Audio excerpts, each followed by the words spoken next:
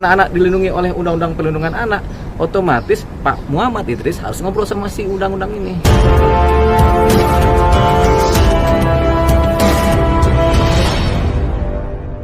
Agenda hari ini tadi pagi sampai sekarang, ini hari ini ya, saya dipanggil bersama beberapa saksi untuk mengikuti memberikan keterangan BAP di unit PPA Perlindungan Perempuan dan Anak di Polda Metro Jaya dalam perkara laporan saya tentang adanya dugaan tindak pidana Undang-Undang Perlindungan Anak yang diduga dilakukan oleh Wali Kota Depok, yaitu Pak Idris, yang terjadi di TKP SDN 01 Pondok Cina Margonda. Jadi hari ini saya di BAP dan kebetulan siang ini ada jeda karena ada ini sebentar ya, nanti mulai lagi 12:30. Jadi tadi udah beberapa pertanyaan berbarengan, jadi saya dan beberapa saksi langsung di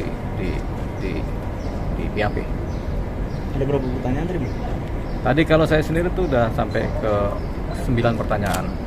Nanti akan ada lanjut lagi, mungkin banyak kan. Yang digali adalah mengenai sejauh mana anak-anak ini mengalami gangguan kesehatan mentalnya, gangguan fungsi sosialnya, terus kemudian sejauh mana anak-anak ini mengalami sakit hati atau kekecewaan kan, itu kan yang digali itu kan.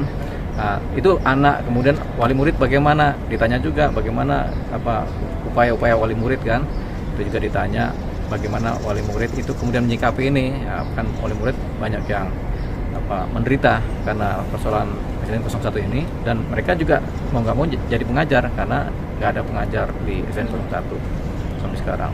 Kalau keadaan psikologis dari siswa-siswi sekarang seperti apa, Bang? Kalau sekarang sih ini kan kejadiannya kan dari sekitar bulan November tanggal 7 sampai tanggal sekarang ini kan. Jadi di awal-awal memang keadaan psikologis anak memang tergoncang ya. Sejak tanggal ini sampai akhir November tergoncang karena nggak ada guru. Karena nggak ada guru, jadi anak itu minggu pertama, minggu kedua banyak yang nangis, banyak yang kecewa, sedih, nangis, kemudian mereka nggak bisa belajar. Terus ada ketakutan dari anak-anak ini kalau mereka nggak bisa ujian, karena takut nggak naik kelas kan gitu kan. Itu persoalan lagi itu kan, karena memang nggak ada akreditasi, nggak ada yang mengkreditkan mereka lulus atau tidaknya kan, karena kan nggak ada gurunya juga kan gitu. Sampai pas ujian juga di remedial ini makanya sampai ada remedial kan, karena pas ujian juga gurunya nggak tampak juga begitu. Jadi akhirnya mereka sekolah sendiri. Sebenarnya kalau murid ini, siswa-siswi ini belajar terus gurunya nggak ada, terus orang tua murid nggak ada, terus akhirnya mereka mengajar diri mereka sendiri. Untungnya wali murid tahu. Kan sempet kalau misalnya pas mereka masuk sekolah, gurunya nggak ada nih, sama sekali kosong. Kan mereka di kelas bingung.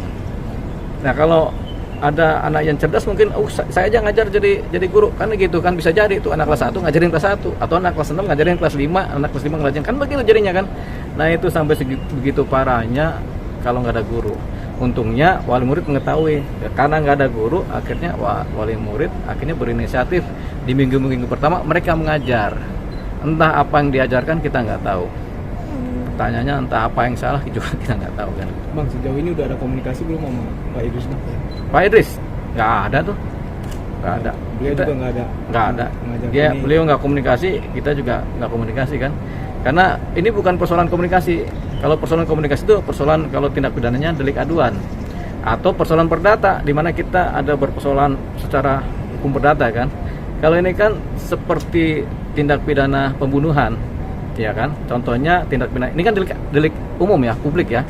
Delik publik itu pencurian, pembunuhan, perampokan itu delik publik. Termasuk juga Undang-Undang Perlindungan Anak ini juga delik publik.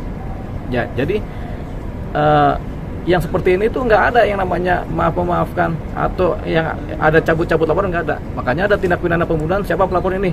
Apakah pernah ada kejadian tindak pidana pembunuhan terus laporan dicabutkan? Tidak pernah ada. Apakah pernah ada perampokan laporan dicabut? Tidak pernah ada. Demikian juga Undang-Undang Perlindungan Anak, itu tidak pernah ada istilah pencabutan laporan. Makanya ketika ada yang melaporkan, dan siapapun boleh melapor, ketika dilaporkan ini menjadi suatu tindak pidana yang harus diproses oleh penegak hukum. Ya, jadi intinya itu. Jadi komunikasi juga nggak ada gunanya, ngobrol pun nggak ada gunanya. Jadi ya kita sama sekali nggak komunikasi dengan ini, karena memang nggak punya nilai komunikasi itu dengan Pak Wali Kota. Karena kenapa nggak punya nilai? Karena ini tindak pidana publik gitu, dan sudah terjadi kasus pembunuhan sudah terjadi, ya sudah, berarti kan diproses hukumnya bagaimana. Demikian juga ini Undang-Undang Perlindungan Anak, ini kan termasuk juga kasus pembunuhan juga, mirip. Cuman bedanya ini kasus pembunuhan terhadap masa depan anak, ya kan?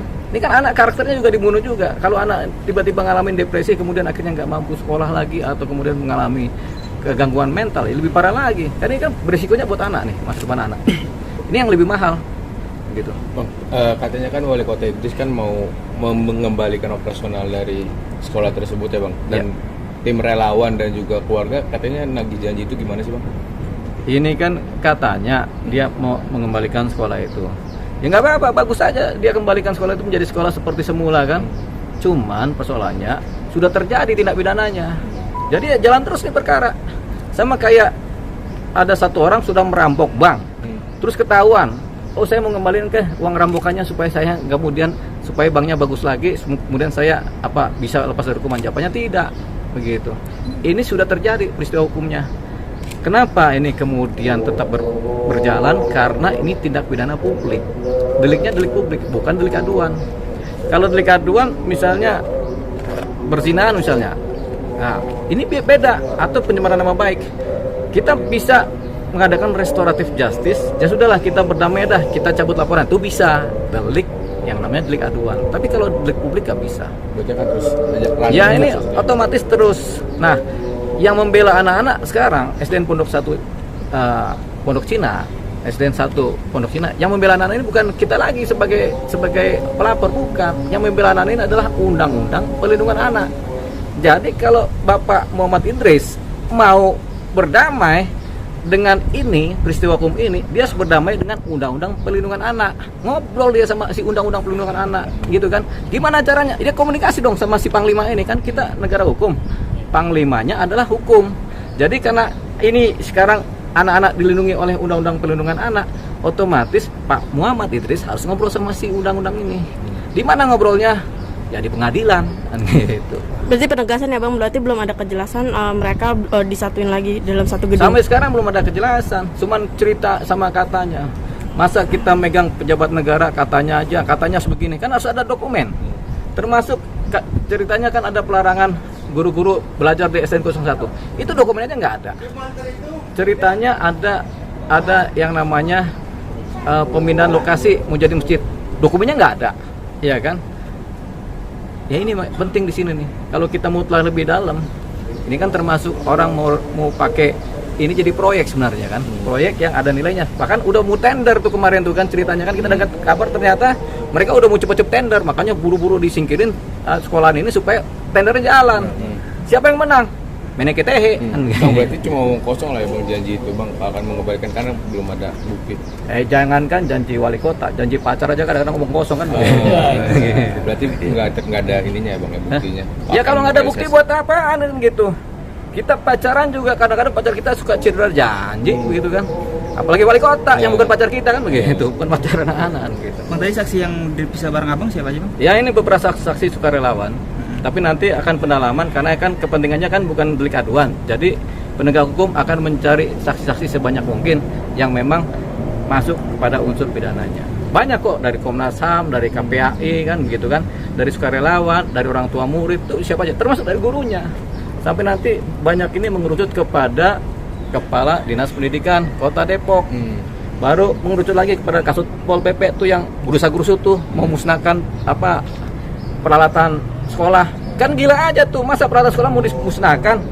Saya aja kalau buku udah lecek aja saya jaga-jaga tuh supaya jangan sampai musnah. Ini mau dimusnahkan kan? Gila nggak tuh?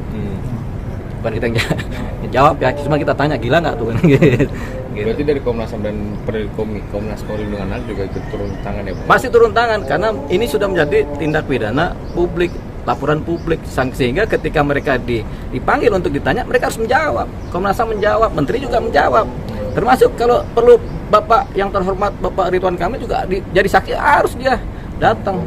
Jangan cuma saya aja yang dipanggil nih kan.